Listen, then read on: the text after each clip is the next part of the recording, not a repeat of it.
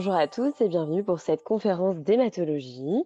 Je suis le docteur Alice Duna et on va avoir l'occasion d'aborder pendant ces 2 heures et demie de nombreux items d'hématologie, qui est une discipline, une spécialité à l'EDN qui tombe assez souvent, que ce soit propre à cette spécialité, l'hémato, tout ce qui confère aux leucémies, aux lymphomes, au syndrome myéloprolifératif ou myélodysplasique, mais également, et vous le savez, c'est très transversal puisque vous serez amené à interpréter des hémogrammes dans différentes autres spécialités, dans des dossiers transversaux, des QCM isolés ou encore des KFP. Et donc, c'est l'occasion pendant ce petit moment de faire un rappel sur cette matière de manière très générale.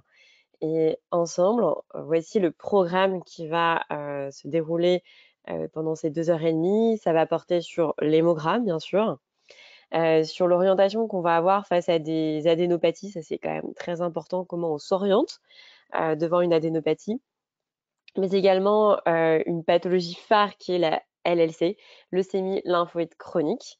On va parler un peu de biothérapie, thérapie ciblée qui est très novateur et maintenant très largement utilisée, et vous devez maîtriser quelques notions, et notamment sur certaines thérapies ciblées utilisées largement en hémato. Les lymphomes malins, un petit mot dessus. Également sur l'orientation diagnostique devant une anémie qui va de pair avec l'hémogramme.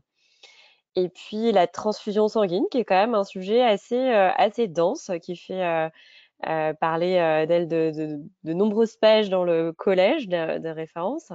Et donc, on va essayer de décortiquer un peu les éléments essentiels que vous devez retenir sur toutes ces pages du collège un peu théoriques. Qu'est-ce qui va vous servir en pratique? On parlera de la splénomégalie qui est un item d'orientation finalement. Quelles sont les grandes étiologies à évoquer devant une splénomégalie? Et puis, on finira par un dossier sur les syndromes myéloprolifératifs. Et puis, on parlera in fine de l'éosinophilie, un petit chapitre pour lequel il n'est pas nécessaire de faire d'impasse. On en parlera quelques minutes ensemble pour savoir les éléments essentiels à retenir. Donc, commençons sans plus attendre avec ce premier mini DP où vous recevez une patiente qui est âgée de 64 ans, qui a pour principaux antécédents une hystérectomie pour endométriose, une hypertension artérielle bien contrôlée avec une trithérapie, une dyslipidémie traitée par statine, un diabète bien équilibré sous traitement, une appendicectomie dans l'enfance, un asthme allergique. Et là, donc, elle se plaint d'arthrose. Elle vous explique que les INS qu'elle prenait, l'ibuprofane, donc la soulage.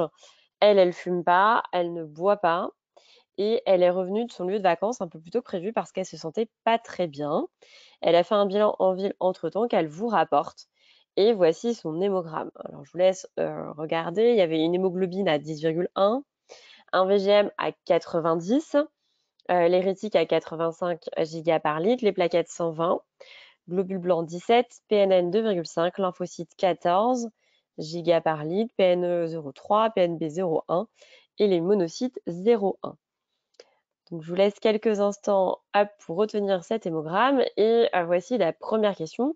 Quelles sont les propositions exactes concernant cet hémogramme?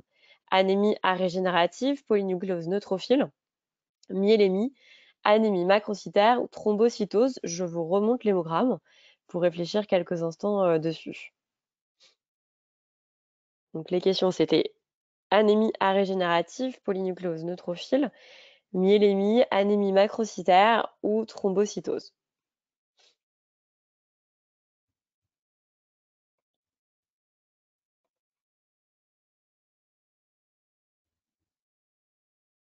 Je vous laisse un petit moment de réflexion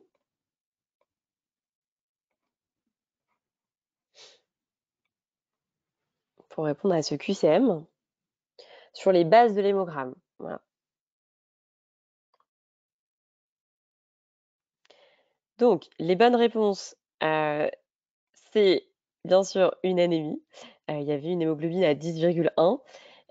On peut dire qu'elle est arégénérative puisque les réticulocytes sont assez bas, à 85 giga par litre. Les globules blancs sont élevés, mais il n'y a pas de polynucléose neutrophile en fait. Ils sont normaux. Et puis les plaquettes, étaient tout à fait normales, enfin, voire même un tout petit peu abaissées. Donc il n'y avait pas de thrombocytose associée à cette anémie. Donc c'est une anémie arégénérative qui est normocytaire, on va voir pourquoi. Donc anémie arégénérative et il n'y avait pas de myélémie. Alors tout d'abord, un rappel, donc ça c'était, les anomalies qui étaient présentes sur, cet hémogramme. Et puis, je vais obligatoirement faire un rappel, puisque là, il y avait une hyperleucocytose avec surtout des lymphocytes qui augmentaient, et vous devez connaître absolument les normes de l'hémogramme. Donc, tout d'abord, sur un hémogramme classique, il n'y a pas de plasmocytes, c'est-à-dire que ils sont censés être au niveau de la moelle, en centrale et pas en périphérie. Pareil, il n'y a pas de myélocytes, de mégacariocytes. Ça, c'est plutôt au niveau de la moelle. Si jamais vous avez une hyperlymphocytose, comme c'était le cas ici, on ne peut pas faire la part des choses entre les lymphocytes B et les lymphocytes T.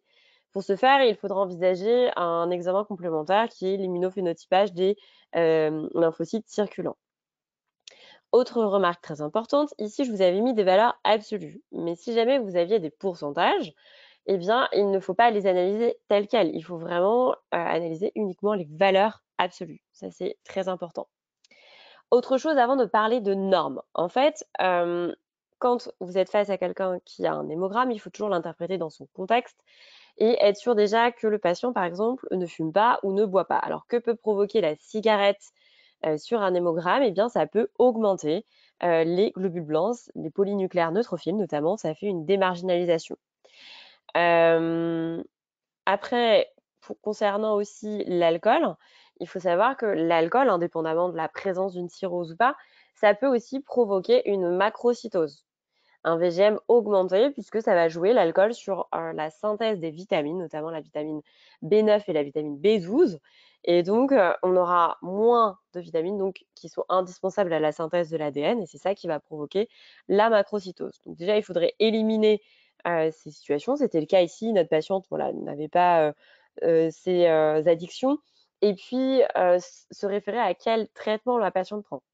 Parce que là, c'était l'ibuprofène, ça aurait été des corticoïdes. Faites attention, ça peut augmenter les polynucléaires neutrophiles de façon transitoire et diminuer les lymphocytes. Donc ça aussi, il faut toujours être vigilant sur le patient, qu'il ait bien fait son examen à jeun et qu'il n'y ait pas de traitement associé. En sachant que l'ibuprofène ici va pas jouer même sur les plaquettes. Ça a une demi-vie courte de à peu près moins de 6 heures. Alors ça peut inhiber les fonctions des plaquettes, mais ça va pas jouer énormément. Il y a une discrète thrombopénie à -150, mais voilà. Alors pour parler des normes, c'est très important, on va se référer à toutes ces normes tout au long de cette conférence. Chez l'homme, on est plus sur du 13 grammes par décilitre. Chez la femme, c'est plutôt 12 parce qu'on va avoir nos règles chaque mois et donc du coup, on est plus tolérant vis-à-vis du taux d'hémoglobine. En revanche, la femme enceinte, il va y avoir un phénomène d'hémodilution très important, donc surtout à partir du deuxième trimestre de grossesse. Et donc la norme, ça va être 10,5. L'enfant, on sait que les normes sont différentes. Quand on est tout rouge. Pourquoi? Parce que c'est l'hémoglobine qui va donner la coloration, en fait, ou la peau qui transporte l'oxygène et qui donne la couleur. Et donc voilà, les normes sont un peu plus élevées, 140, enfin 14 chez le nouveau-né, grammes par décilitre. Et puis après, on va diminuer pour rejoindre le même taux que l'adulte. Quand on parle d'une anémie, il faut toujours avoir le réflexe, surtout pour une anémie normo ou macrocytaire, parce qu'à la rigueur, une anémie microcytaire, elle est toujours centrale. Il n'y a pas de question à se poser. Une anémie microcytaire avec un VGM qui est faible, c'est toujours central. Par contre, sinon, devant une anémie normocytaire et macrocytaire, il faut absolument faire un dosage des réticulocytes qui est souvent associé. C'est la norme 120-150, ça dépendra des ouvrages, mais bon, retenez ça. Et puis, on ne peut pas l'identifier sur un frottis classique, les réticulocytes, pour les mettre en évidence. Il nous faut une coloration spéciale, le bleu de grésil, enfin, peu importe, ici pour voir cette forme un peu plus immature de globules rouges. Si les réticulocytes sont bas, eh bien, ça veut dire que, il y a un problème au niveau central. Il va y avoir un problème de production au niveau de la moelle. En revanche, si les taux de réticulocytes sont élevés, ça veut dire que ça se passe en périphérie, le problème. Donc, il va y avoir une destruction, par exemple une hémolyse des globules rouges en périphérie, et ce qui fait qu'on arrive toujours à en synthétiser et les réticulocytes sont hauts, ce qui viennent de la moelle, mais la moelle n'a aucun souci, elle produit correctement, mais en périphérie, il se passe quelque chose, une destruction ou autre. Ensuite, les normes des leucocytes. Donc les leucocytes, c'est de 4 à 10. On va parler de leucopénie en dessous de 4 et d'hyperleucocytose ou de leucocytose au-dessus de 10. Et après, tout dépend sur quoi ça porte. Est-ce que c'est les lymphocytes, 1,5 à 4, donc une hyperlymphocytose au-delà de 4, ou une lymphopénie en dessous de 1,5. Les polynucléaires neutrophiles, c'est 1,5 à 7. On parle de neutropénie quand c'est en dessous de 1,5 et de polynucléose neutrophile au-dessus de 7, en sachant que il y a des normes aussi pour parler d'agranulocytose. Alors, différentes références vont avoir différentes normes, parce que stricto sensu, agranulocytose, ça vient du grec à priver de. Priver de granulocytes, c'est comme si on en avait zéro, sauf que c'est pas possible d'en avoir zéro. Donc, on s'est dit qu'on va mettre le seuil à 0,5 giga par litre, sauf que parfois certains parlent de 0,2. Toujours est-il que ce qui va aussi conditionner, c'est l'état du patient pour prendre en charge les patients qui présentent une agranulocytose. Tout dépendra effectivement si c'est attendu, si c'est une chimiothérapie, s'il y a de la fièvre, etc. Donc les seuils, c'est 0,5, parfois ça peut être 0,2. Les éosinophiles, c'est 0,5, la norme qui nous intéresse. En dessous, il y a pas de norme, on peut en avoir 0, c'est pas la fin du monde. Mais par contre, au-dessus de 0,5, il va falloir envisager des étiologies, on en reparlera à la fin de cette conférence. Heu, les basophiles, c'est 0,05 giga par litre, la norme, et les monocytes, c'est 1 giga par litre. Après, pour les plaquettes, s'il y avait une discrète thrombopénie, puisqu'on était en dessous de 150, on était à 120, ça peut monter jusqu'à 400. Voilà.